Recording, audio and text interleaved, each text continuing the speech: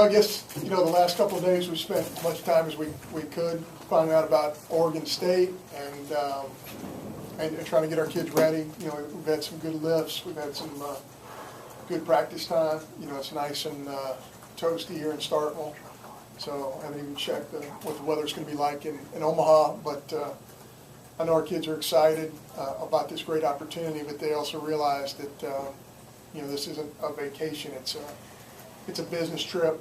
They all realize that, and they're all preparing to play really an outstanding Oregon State club. It's a club that's a little bit different. They win in a different way than Virginia does, but certainly equally as effective. And we're not playing a best 2 out of 3 against a club like we did Virginia, where we're really, looking at playing 3 different clubs in a mini regional. So we have to prepare for all of them. But certainly the most important task in front of us is Oregon State, and they present a lot of different issues for all their opponents. And we spent a lot of time on the phone. We've looked at a lot of scout reports. We looked at a lot of video, and we feel like we'll be prepared on Saturday. So that's all. Yes, sir. We're taking questions, Joe? Go ahead. Yeah. Okay. So you mentioned they win in a different way. In what way? Kind of sum it up. Man, they're just so efficient in the short game. They run well. They have that nice combination in the middle of tremendous power with runners around the power. They have left-handed pitching. They have a right-handed guy. I don't know who we're going to see as a starter, but they certainly have a right-hander with a phenomenal arm. They have 2 left-handers who just really know how to pitch on the front end of their rotation. They have a closer who's gotten them some quality save opportunities, and it's just a program that's won a lot, especially in tournament play and especially in the College World Series. So it's a confident club. I think every club coming into the World Series is confident because they're on a roll from winning a super regional. But they'll bunt in any situation. They'll run in any situation. I mean, we have seen on film them bunt with 2 outs and a runner on third base. That's kind of their identity, and it works for them. And they're a very good defensive club. And at this time of year, you just it's again, everybody does it a different way, but certainly everybody's very good.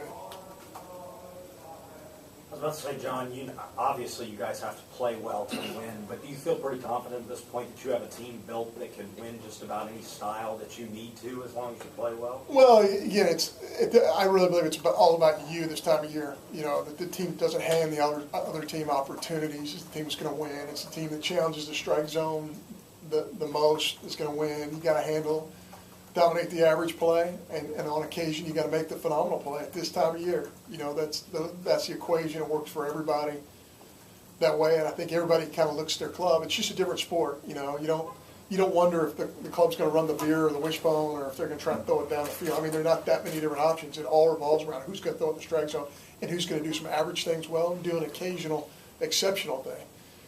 They're on a lot of trickiness this time of year. Pretty much everybody on film has seen what you're all about, and you've seen what they're all about, and then it comes down to who can just execute your own game plan. Speaking of exceptional things, what Chad Gerardo has done over his last couple outings, just why do you think he's had that success in the biggest moments of his career? Yeah, what's funny about that is my own daughter asked me, she's like, Dad, how come he hasn't pitched more? Like that. Every time somebody does something exceptional, there's a positive, and I guess there's there's not really a negative with Chad Gerardo, but certainly what we've done is extended him more out of need, and he's answered the bell. We weren't sure how he was going to do against right-handed pitching because he lowered his slot, and usually that's an indication when you lower your slot, the guy in the other batter's box is going to have a little bit of an advantage, but he has handled that very, very well, and the results have been phenomenal. John, you've run in the postseason. You got different formats for the SEC tournament, super regional, CWS. So feel pretty good about your pitching staff's ability to adjust starters and bullpen to just the different setups. Well, I feel really good about our identity and the fact that we know who we are. Yeah. We know what we're going to do. We know what we expect out of our starter. Our guy who's in the bullpen ready to go knows what his role is. I don't think there's any surprises.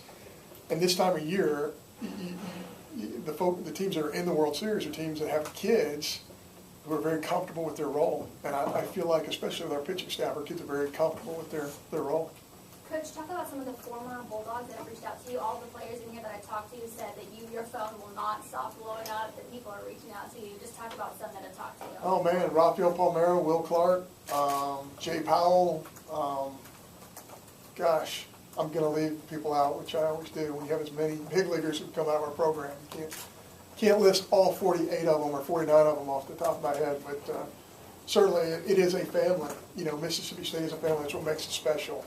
I don't think there is any gaps in between the generation of player. I think everybody feels, like one big family. I think a huge part of that, as Coach Polk, he created very much a family atmosphere among their alumni, and so many people have reached out to me and our players and our staff, and just very grateful. And I do feel compelled to respond to every single one of them. So that's the first thing I do in the morning is I get on the bike and just start returning text, and it's certainly I'm returning text a lot longer than I could ride on that bike. So, but it's really nice. It's neat to have that many people reach out. Coach, when you were a player here, the program was defined by an energized fan base from year to year to year. It was consistently a high energy, great enthusiasm, great crowds. I gather that wasn't necessarily true, or it had diminished some when you first arrived.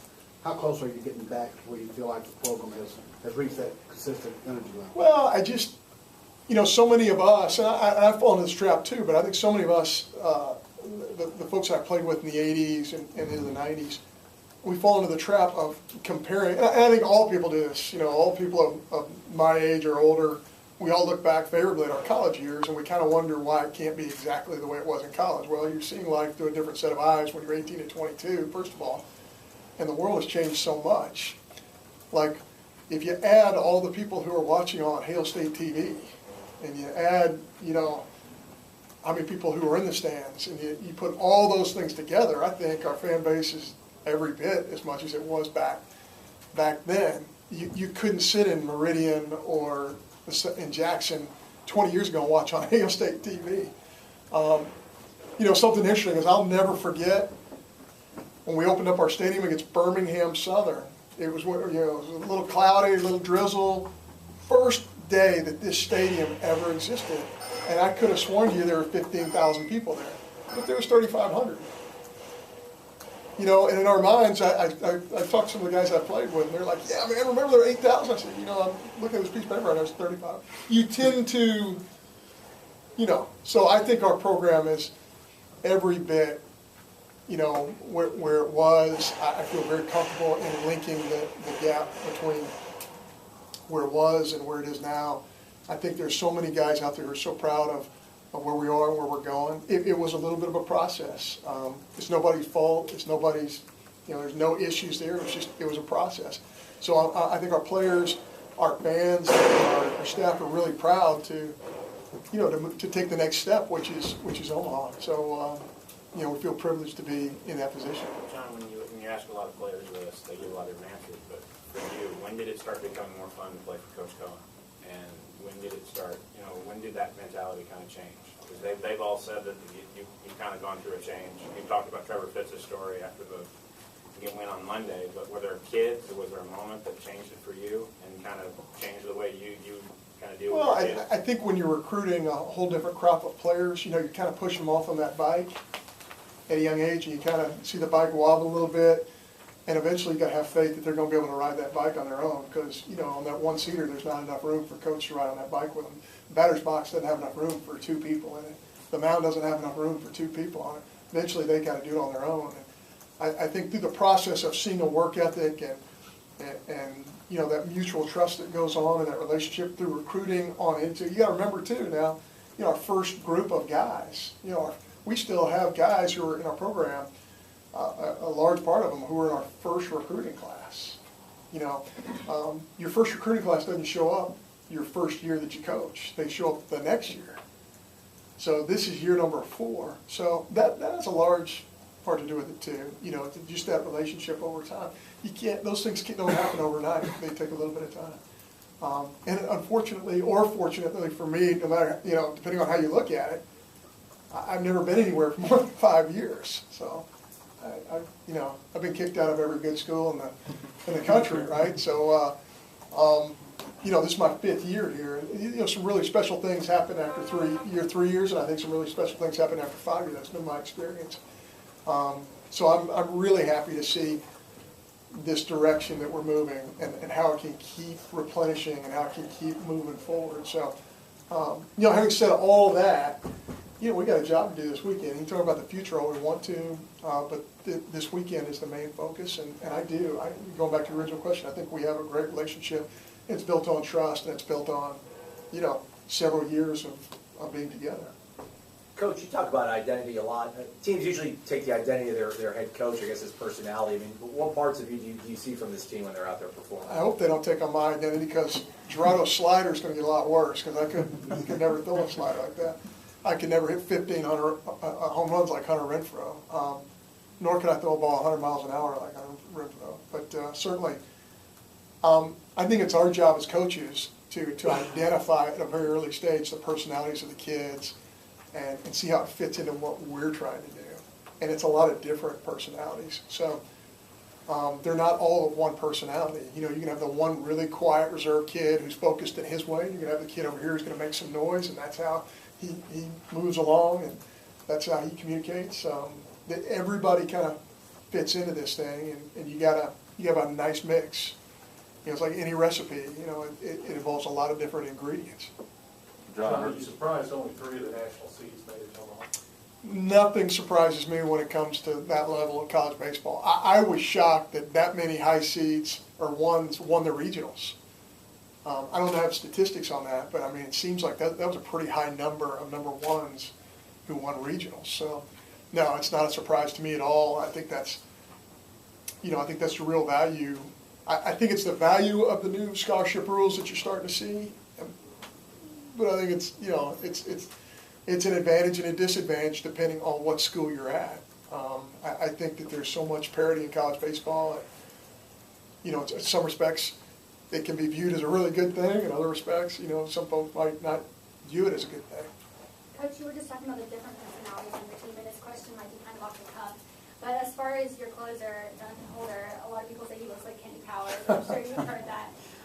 And Braden actually told me that you told him, don't cut your hair. Is that true? Like, how has that worked out? I'm going to tell you what, I've discussed this with the media probably ad nauseum, but Trevor Fitz is a young man who convinced me that he would have better stuff with facial hair, and he did it in a very methodical, logical, non-egocentric way.